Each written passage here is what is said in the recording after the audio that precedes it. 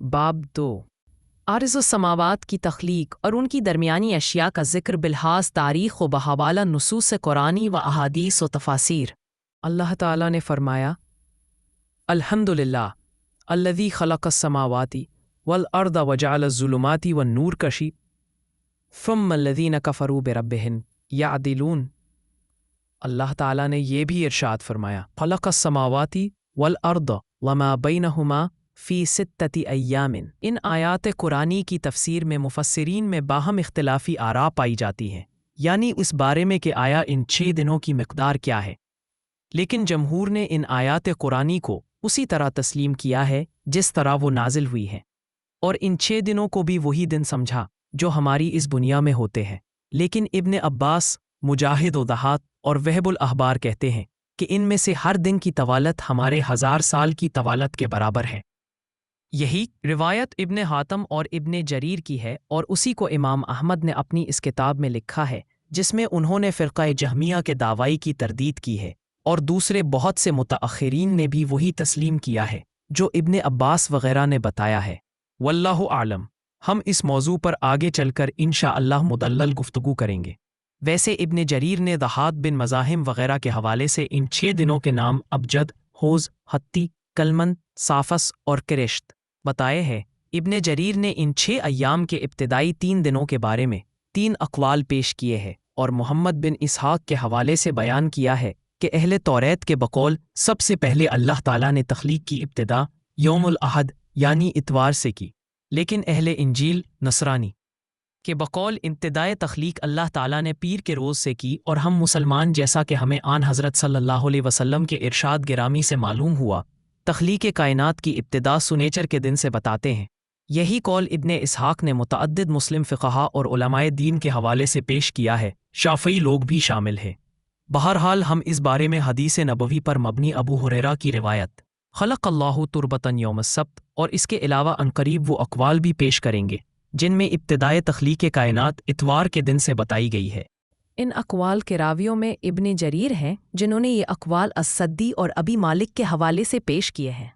ان 2 حضرات کے علاوہ ابن جریر نے ابی صالح، ابن عباس، مرہ، ابن مسعود اور صحابہ کرام کی ایک جماعت کے حوالے دیے ہیں، نیز انہوں نے ان میں عبداللہ ابن سلام کی روایت کو بھی شامل کیا ہے۔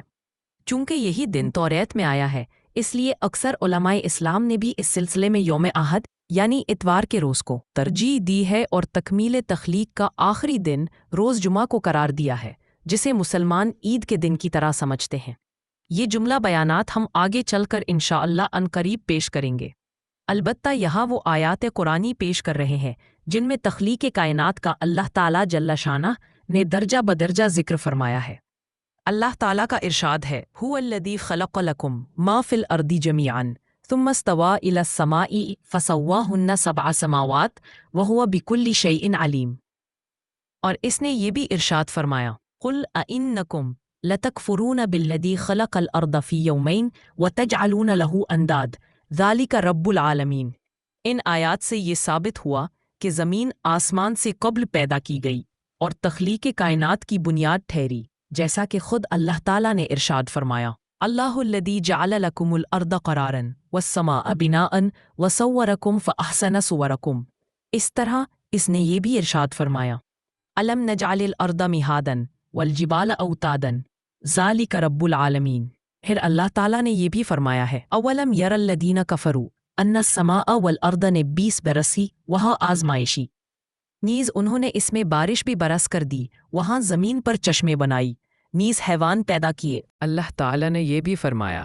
وَجَعَلْنَا السَّمَاءَ سَقْفًا مَحْفُوظًا وَهُمْ عَنْ آيَاتِهَا مُعْرِضُونَ۔ آسمان میں اللہ تعالیٰ نے ٹھہرے ہوئے ستارے، سیارے، نجوم اور دوسرے روشن اجرام سماوی پیدا کیے جو خالق ارض و سماوات کی حکمت کی بین دلیل ہے، جیسا کہ اس نے خود ارشاد فرمایا، وَكَأَيٍّ مِّنْ آيَاتٍ فِي السَّمَاوَاتِ وَالْأَرْضِ يَمُرُّونَ عَلَيْهَا وَهُمْ عَنْهَا مُعْرِضُونَ وَمَا يُؤْمِنُونَ أَكْثَرُهُمْ بِاللَّهِ إِلَّا وَهُمْ مُشْرِكُونَ۔ اس کے علاوہ یہ بھی اللہ تعالیٰ ہی کا ارشاد ہے، أَسَا أَنْتُمْ أَشَدُّ خَلْقًا أَمِ السَّمَاوَاتُ يَمُرُّونَ عَلَيْهَا وَهُمْ عَنْهَا مُعْرِضُونَ۔ چنانچہ بعض لوگوں نے ان آیات ربانی کے مطابق یہ فیصلہ کیا کہ آسمانوں کی تخلیق زمین کی تخلیق سے قبل ہوئی۔ گویا متقدمین نے اس بارے میں جو کچھ کہا وہ مندرجہ بالا دونوں آیات کی صریحی تردید کے علاوہ اس بات کا بھی صاف اظہار ہے کہ انہوں نے پہلی آیات شریفہ کے علاوہ اس آیا قرآنی کا مفہوم بھی نہیں سمجھا، بائیں ہما کہ یہ آیت صریحاً اس بات کی مقتضی ہے کہ ابتدا میں وحی عرضی اور اس سے اخراج آپ کو، جو آج بھی ہمیں صاف نظر آتا ہے، سمجھا جائے، اور یہ سب پہلے تخلیق عرضی اور اس کے بعد تخلیق سماوات کا بین ثبوت ہے، اور زمین کی یہ اقدار پہلے ہی سے بالقوہ ہے، جیسا کہ خود اللہ تعالیٰ نے ارشاد فرمایا وَبَارَكَ فِيهَا وَقَدَّرَ فِيهَا أَقْوَاتَهَا، یعنی پہلے زراعت، چشموں اور دریاؤں کی جگہوں کی تشکیل ہوئی اور پھر اسی کے بعد عالم کی سفلی اور علوی اشکال کی تخلیق ظہور پذیر ہوئی، جبکہ خود وہی الارض اور اس سے خارج ہونے والی چیزوں یعنی غذائی اشیاء و اسمار وغیرہ اور اجرائے عیون و بہار کو حیت مل چکی تھی، جو نبت الزرع والاسمار اور زمین سے اخراج آب مرئی اور ارسائے جبال اور زمین کے بارے میں جتنی دوسری چیزوں کا ذکر قرآن میں آیا ہے، مثلاً والارض بعد ذلك دحاها اخرج منها ماءها ومرعاها، اس سے صاف ظاہر ہے۔ اب اس آیہ شریفہ پر پھر ایک بار غور کیجیے، والسماء بنيناها بأيدي وإنا لموسعون والأرض فرشناها فنعم الماهدون ومن كل شيء خلقنا زوجين لعلكم تذكرون ومن كل شيء خلقنا زوجين لعلكم تذكرون، سے صاف ظاہر ہے کہ آسمانوں کا صعود وہیں سے ہوا جہاں دوسری چیزیں اس کے نیچے تھیں اور انہی سے انہیں وسعت ملی۔ اس سے یہ بات بھی صاف ہو گئی کہ کرسی کا مقام آسمانوں سے بلند تر ہے اور وہ باقی تمام چیزوں سے وسیع تر ہے، اور یہ بھی کہ عرش کرسی سمیت تمام دوسری چیزوں سے عظیم تر ہے۔ اس کے بعد اس قول باری تعالیٰ پر غور کیجیے، والارض فرشناہا، جس سے مراد بستناہا ہے، اور جعلناہا مہدا، یعنی ایک ساکن چیز غیر مضطرب جو تمہارے مائدہ کی طرح نہیں ہے، اور قول رب العالمین فنعم الماہدون ہے۔ یہاں ہر جگہ حرف واو سے ترتیب وقوع نہیں ہے، بلکہ اس سے لغت عربی کے مطابق مطلق خبر مراد ہے۔ واللہ اعلم۔ بخاری فرماتے ہیں، مجھ سے عمر بن جعفر بن غیاس میرے والد عامش اور جامع بن شداد نے صفوان بن محرز کے حوالے سے یہ بتا کر کہ صفوان بن محرز نے عمران بن حسین کے حوالے سے بیان کیا کہ ایک روز آخر الذکر آن حضرت صلی اللہ علیہ کی خدمت میں حاضر ہوئے تو اسی وقت وہاں کچھ اور لوگ بھی آ گئے، تو آپ نے ان کا خیر مقدم فرماتے ہوئے فرمایا، آؤ بنو تمیم۔ اس کے بعد کچھ اہل یمن بھی آپ کی خدمت میں اس وقت حاضر ہوئے، تو آپ نے ان کا بھی اسی طرح خیر مقدم فرمایا، جس کے بعد وہ دونوں گروہ اجتماعی طور پر یوں گویا ہوئے، یا رسول اللہ، ہم آپ سے ایک بات پوچھنے کے لیے حاضر ہوئے ہیں، اور وہ یہ ہے، کان اللہ ولم یکن شیء غیرہ وکان عرشہ علی الماء وکتب فی الذکر کل شیء وخلق السماوات والارض کی وضاحت فرما دیجیے۔ ابھی آپ ان لوگوں کو ان کے سوال کا جواب دینے ہی والے تھے کہ کسی شخص نے باہر سے چلا کر کہا، اے ابن حسین، تمہارا اونٹ بھاگ گیا ہے، اگر میں تمہاری جگہ ہوتا تو اسے ٹھیک سے باندھتا۔ بخاری نے کتاب المغازی اور کتاب التوحید دونوں جگہ اس روایت کے بیان میں دونوں جگہ ثم خلق السماوات والارض لکھے ہیں، اور نسائی نے بھی یہی الفاظ لکھے ہیں۔ امام احمد بن حنبل فرماتے ہیں کہ ان سے حجاج اور ابن جریج نے بیان کیا کہ انہیں اسماعیل بن امیہ نے ایوب بن خالد، سلمہ کے غلام عبداللہ بن رافع نے حضرت ابو ہریرہ کے حوالے سے بتایا کہ آخر الذکر یعنی ابو ہریرہ نے کہا کہ ایک روز رسول اللہ صلی اللہ میرا ہاتھ اپنے دستے مبارک میں لے کر فرمایا، اللہ تعالیٰ نے زمین سنچر کے روز پیدا کیے، درخت پیر کے روز پیدا کیے، مکروہات منگل کے دن پیدا کیے، روشنی بدھ کے روز پیدا کی، چوپائے جمعرات کو پیدا کیے،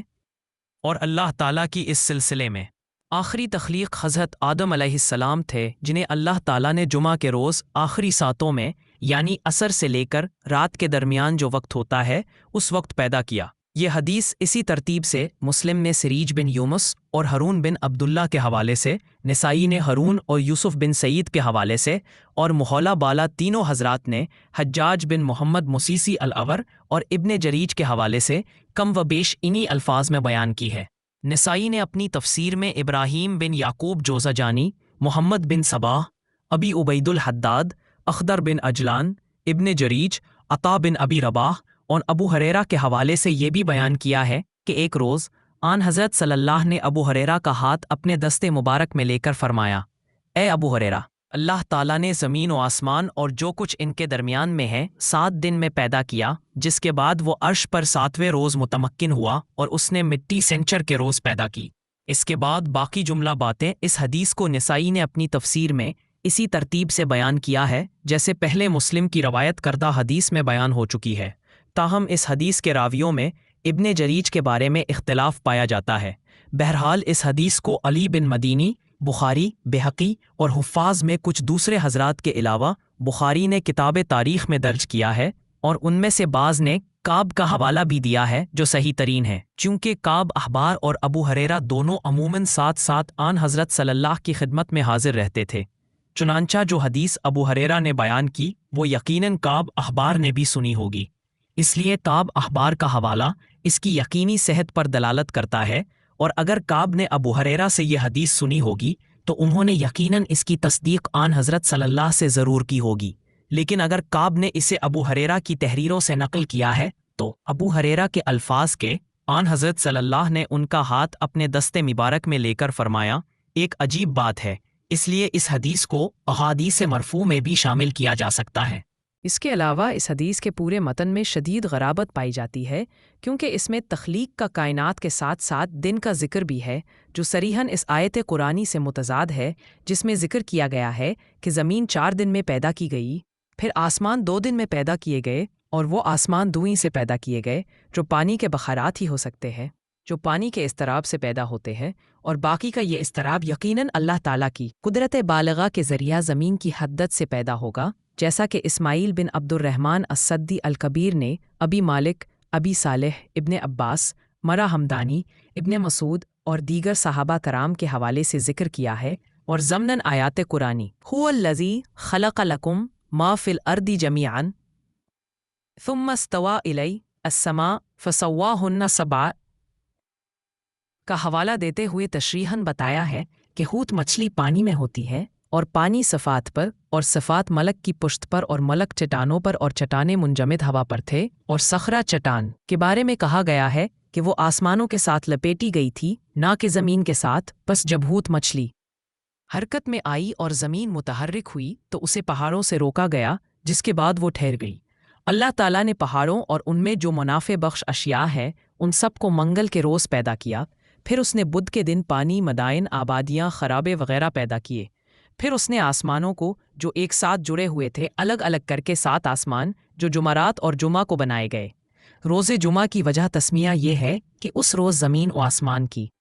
تمام مخلوقات ایک جگہ جمع ہوئیں اور انہیں ان کے جملہ امور تفویض کیے گئے۔ اس کے راوی نے مذکورہ حوالوں سے بیان کیا کہ آسمانوں کے ساتھ ہی ملائکہ، بحور، جبال جویخ تھے پیدا کیے۔ اس کے بعد راوی کہتا ہے کہ ان کے علاوہ باقی تخلیقات عالم کا اسے علم نہیں، اور انہیں خدا ہی بہتر جانتا ہے۔ البتہ اللہ تعالیٰ نے آسمانوں کو کواکب سے مزین کرنے کے علاوہ ان کے ذریعہ شیاطین کی راہ مسدود کی، اور جب اللہ تعالیٰ اس حد تک تخلیق عالم سے فارغ ہوا تو عرش پر متمکن ہوا۔ یہ تمام باتیں جنہیں السدی نے اسناد کے ساتھ بیان کیا ہے ان میں بہت عجیب و غریب باتیں شامل ہیں جو اسرائیلی تذکروں سے لی گئی ہے۔ جب کعب احبار حضرت عمر کے زمانے میں مسلمان ہوئے تو انہوں نے حضرت عمر کو اکثر و بیشتر وہ باتیں سنائیں جو اس وقت تک اہل کتاب میں مشہور تھیں، اور انہوں نے ان باتوں کو ان سے اخلاقاً سن لیا، لیکن چند باتوں کے سوا جو شرع مطہر و مبین سے مطابقت رکھتی تھیں اہل اسلام سے بیان نہ فرمائیں بلکہ انہیں رد فرما دیا۔